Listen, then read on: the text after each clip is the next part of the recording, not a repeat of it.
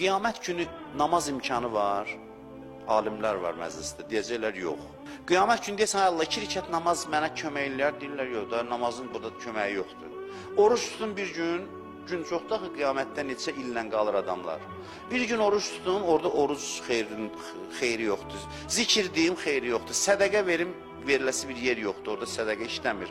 Hər şey gücdən düşür. Bircə şey qalır qiyamətdə ki, orada da adamın köməyinə çatır. Deyir, bəndəyə Allah deyir ki, get cəhənnəmə, aparın cəhənnəmə, mələklərə deyir.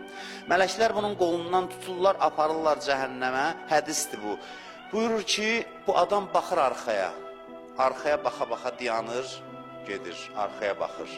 Allah deyir mələklərə ki, bunu buraxın, deyəsən sözü var bunun. Sözü nədir? Deyir ki, ilahi, heç inanmazdım ki, məni cəhənnəm atasan. Allah deyir ki, buraxın onu. Mən barədə xoş gümandadır, gümanlı doğrultmalıyam. Ondan sonra deyir ki, and olsun izzət və cəlalıma, bu düz demir, yalan deyir. Dünyada bir gün bu gümanda olsaydı, işi bura gəlib çatmazdı. Bu hədis haqda düşünün, xahiş edirəm.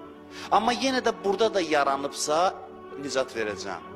Bu hədisə görə mənə etiraz eləyənlər olub ki, necə yəni bir dənə gümanla, bilirsiniz, o da bir işdir, hər adama qismət olmur ki, orada deyəsən ki, mən gözləndim budur ki, sən mənə əzab atmayasan, bu da bir göstəricidir demək istəyir. Bu da bir xüsusiyyətdir. Deməli, bunda nəsə nur var. Allah deyir, qiyamətdə aqibətin dəyişir, bircə gümanına görə, zənninə görə. Bəziləri deyir ki, belə danışanda adamlar arxain olur, cürət tapır, günah eləyir. Vallah yox. Günaha cürət bir söz kim tapır? Allah'a ümid eləyənlər yox, həyasızlıq eləyənlər. Hə, deyir, nə eləmişəm mən? Yox. Bir də var deyəsən, mən böyük cinayət eləmişəm, bilirəm, amma rəhmət ondan daha böyükdür. Bunu deyən heç vaxt ayağı yer tutmaz. Bunu deyən axır nicat tapar günahdan. Bu ümid yaxşı ümiddir.